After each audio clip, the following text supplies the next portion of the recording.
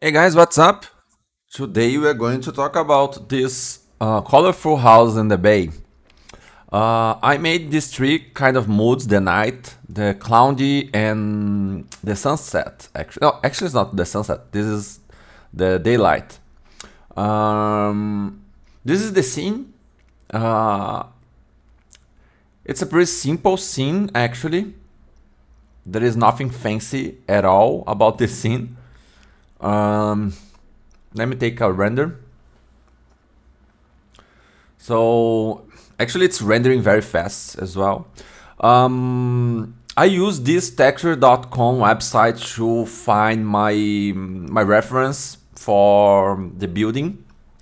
So reference like this one here. I think this one was one of them that I modeled. Okay. But I recorded a time lapse showing the process like of modeling this building. So maybe check it out and see how I made it. And I think the most difficult thing about this scene was actually the building.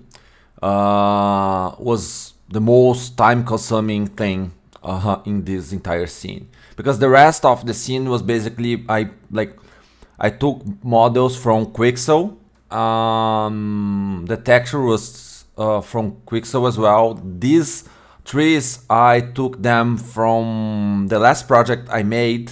So I was just like placing things and trying to find my best composition to the scene. Okay. So let's jump to the lighting, and I want to show you some tricks I have used in this scene. So as you can see here, I'm using a pretty simple setup, but I'm using this Octane visible environment. And the reason I'm using that is because I needed to have a balanced environment on my background. Okay, so that's the reason. So as you can see, when I plugged this on Octane environment, my background is now much more balanced with my scene.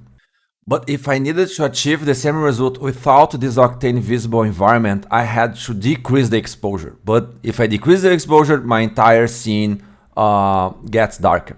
So that's the reason why I used this texture environment, and it's very helpful. I use it with the visible environment backplate activated and the reflection activated. Also, I decrease the exposure a little bit to bring some contrast to my background.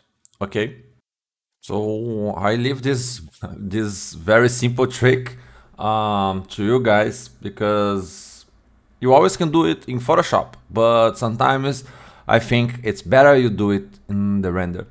Also, the rotation of the HDRI. This is something that I'm always mentioning on my videos. Um, you can't just set an HDRI and leave at as default, because it won't work. You have to make some adjustments, you have to make some rotation to get the best result, to get the best of this HDRI. So this is something that you have to keep in mind, okay?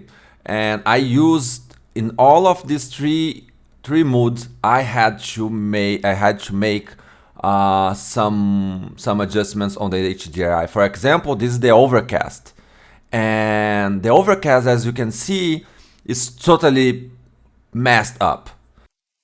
And now I have to redo everything. So probably I will increase a little bit the exposure of my visible environment. So as you can see, now it's getting better. Also the rotation. Try to see if there is another position with, I don't know, a better lighting, a better clouds composition. And another thing that I think it's important that we sometimes don't put some attention on it is the gamma. The gamma is something that is always important to play with, because it can give more contrast to the light or less contrast. Okay, also this color correct text plugged on my texture environment is also something that's important to balance the background with the scene. Okay, and always play with the intensity of your HDRI and play with the intensity of the exposure of your scene.